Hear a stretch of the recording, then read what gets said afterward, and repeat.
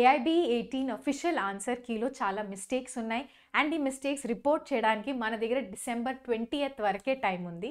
ఇది మీకు ఏఐబీ వెబ్సైట్లో దొరుకుతుంది ఈ ఆప్షన్. అండ్ ఈ వీడియోలో నేను మీకు స్టెప్ బై స్టెప్ చూపిస్తాను అబ్జెక్షన్స్ ఎలా రేస్ చేయాలి అండ్ అబ్జెక్షన్స్ రేస్ చేసేటప్పుడు మీరు ఏ డీటెయిల్స్ ఫిలప్ చేయాలి అని. అన్నిటికంటే ముందుగా మీరు ఏఐబీ అని టైప్ చేస్తే గూగుల్లో మీకు ఏఐబీ అఫీషియల్ వెబ్సైట్ వస్తుంది. అదే అఫీషియల్ వెబ్సైట్ ఎక్కడి నుంచి అయితే మీరు అడ్మిట్ కార్డ్ డౌన్లోడ్ చేసుకున్నారో దాంట్లో ఫస్ట్ ఆప్షన్లోనే మీకు click here to raise objections అని ఉంటుంది. అక్కడికి వెళ్ళగానే మిమ్మల్ని ఇక్కడ ఇది మీరు అడ్మిట్ కార్డ్ డౌన్లోడ్ చేసుకున్నప్పుడు కూడా చూసుంటారు కదా, చాలా స్లో వెబ్సైట్. అందుకనే లాస్ట్ డేట్ 20th కదా అని అప్పటి వరకు వెయిట్ చేయకండి. ఇప్పటి నుంచి నొక్కితే అది ఈ లోపల ఎప్పుడప్పుడు లోడ్ అవుతుంది. సరే, ఇక్కడ మీరు లాగిన్ డీటెయిల్స్ ఫిలప్ చేయాలి. ఏవైతే అడ్మిట్ కార్డ్ లాగిన్ డీటెయిల్స్ మీరు ఫిలప్ చేశారో అవే ఫిలప్ చేయండి. ఫిలప్ చేయగానే మీకు ఇటువంటి ఇన్స్ట్రక్షన్ పేజ్ వచ్చేస్తుంది. ఒక 5-6 ఇన్స్ట్రక్షన్స్ ఉన్నాయి. మెల్లిగా చదువుకోండి. చదివేసి ప్రొసీడ్ అవ్వగానే ఏవైతే మీ ఏఐబీ 18th ఏఐబీ క్వశ్చన్స్ ఉన్నాయో ఆ మొత్తం క్వశ్చన్స్ యొక్క లిస్ట్ వస్తుంది ఇక్కడ. వచ్చిందా? అయితే ఇక్కడ మీరు గుర్తుపెట్టుకోవాల్సిన ఒక్క విషయం ఏంటి అంటే, మోస్ట్ ఇంపార్టెంట్ థింగ్, అందరూ కన్ఫ్యూజ్ అయ్యే విషయం చెప్తున్నా. ఒక్క నిమిషం. ఇదిగో ఇక్కడ మీకు క్వశ్చన్ నంబర్స్ కనిపిస్తున్నాయి కదా, సమ్ నంబర్స్. అవి మీ క్వశ్చన్ పేపర్ యొక్క క్వశ్చన్ నంబర్స్ కాదు. ఇది ఏఐబీ యొక్క సీరియల్ నంబర్స్. మీరు సెట్ ఏ, సెట్ బి, సెట్ సి, ఇక్కడ క్వశ్చన్ పైన సెట్ యొక్క క్వశ్చన్ నంబర్స్ ఉన్నాయి. ఓకే, ఇది ఏవైతే ఈ నంబర్స్ ఉన్నాయో మీరు ఏ సెట్ రాసిన ఎగ్జామ్ మీరు లాగిన్ అవ్వగానే ఈ నంబర్స్ అందరికీ సేమే ఉంటాయి. కన్ఫ్యూజ్ అవ్వకండి. మీ క్వశ్చన్ పేపర్ యొక్క క్వశ్చన్ నంబర్ అంటే క్వశ్చన్ పైన ఇచ్చాడు, వాటితో చెక్ చేసుకోండి. సరేనా?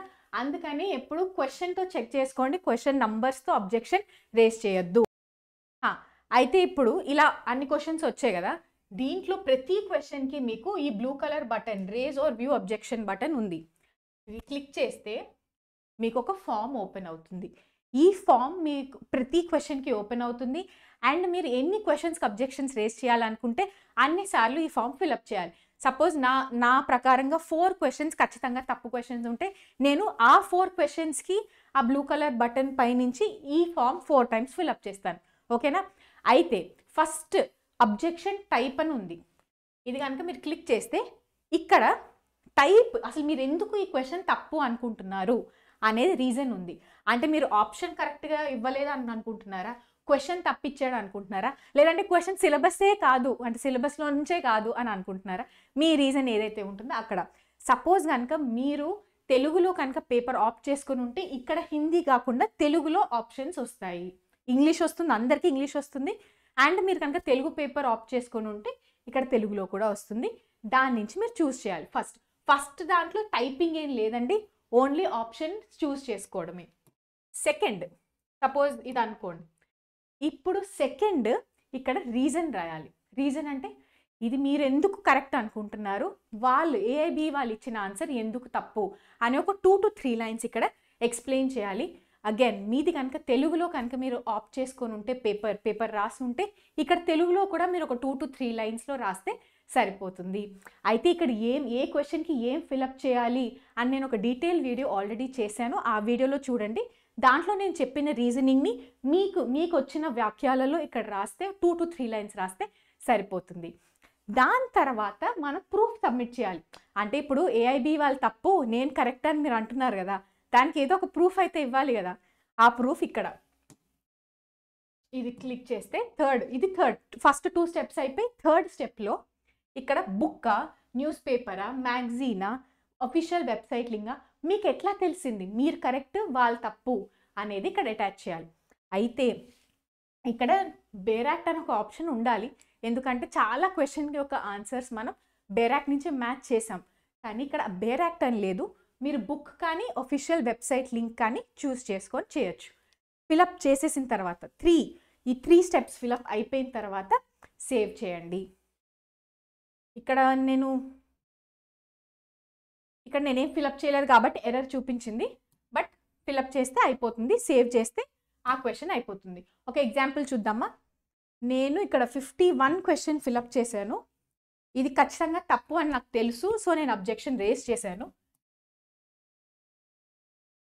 ఇక్కడ నా ప్రకారంగా ఆప్షన్ బి కరెక్ట్ ఆన్సర్, కానీ వాడు ఆప్షన్ సి ఇచ్చాడు కాబట్టి ఫస్ట్ ఆప్షన్ నేను సెలెక్ట్ చేసుకున్నా. Provisional answer key is incorrect అని. ఇక్కడ రీజనింగ్ రాశాను. ఏమని రాశాను?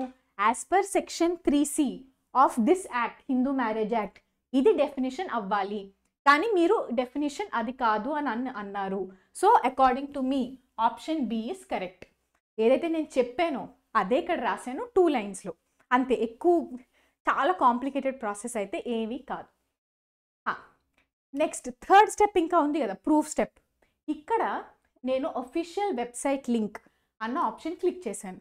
అయితే ఇక్కడ గూగుల్ లింక్, వికీపీడియా లింక్ అలాంటివి ఇవ్వకూడదు. అఫీషియల్ లింక్ మనకి ఎలా తెలుస్తుంది? నేను ఇక్కడ గూగుల్కి వెళ్ళి Hindu marriage act bare act PDF అని టైప్ చేశాను. ఓకే, చాలా ఆప్షన్స్ వచ్చాయి. వీటిల్లో ఏదైతే ఇక్కడ గవర్నమెంట్ సింబల్ ఉంది, ఇక్కడ లెజిస్లేటివ్ గవర్నమెంట్ ఇండియా, ఆ లింక్ క్లిక్ చేశాను. ఇదిగోండి, ఇక్కడ నుంచి కూడా నాకు తెలుస్తుంది గవర్నమెంట్ ఆఫ్ ఇండియా. ఈ పేజ్లో ఏదైతే లింక్ ఉందో ఆ లింక్ని నేను ఇక్కడ అటాచ్ చేశాను. ఆ లింక్ని ఇదిగో, ఆ లింక్ని ఇక్కడ నేను కాపీ పేస్ట్ చేశాను.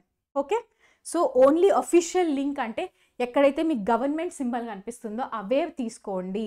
వేరే Wikipedia, Google, other website, Indian Kanoon ఇలాంటివి ఏవి తీసుకోకండి. ఇప్పుడు ఇక్కడ పేజ్ నంబర్ కూడా రాయాలి.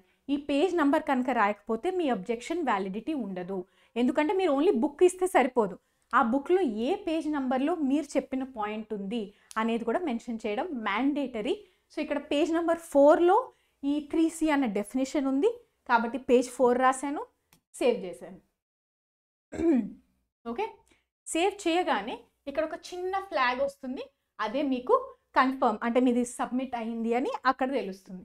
ఇట్లా మీకు ఎన్ని క్వశ్చన్స్ కావాలంటే అన్ని క్వశ్చన్స్ మీరు చేసుకోండి. చేసేసిన తర్వాత ఏం చేయాలి? ఇదిగో గ్రీన్ కలర్, అన్నిటికన్నా పైకి వచ్చేసాను. Green colour view objection summary.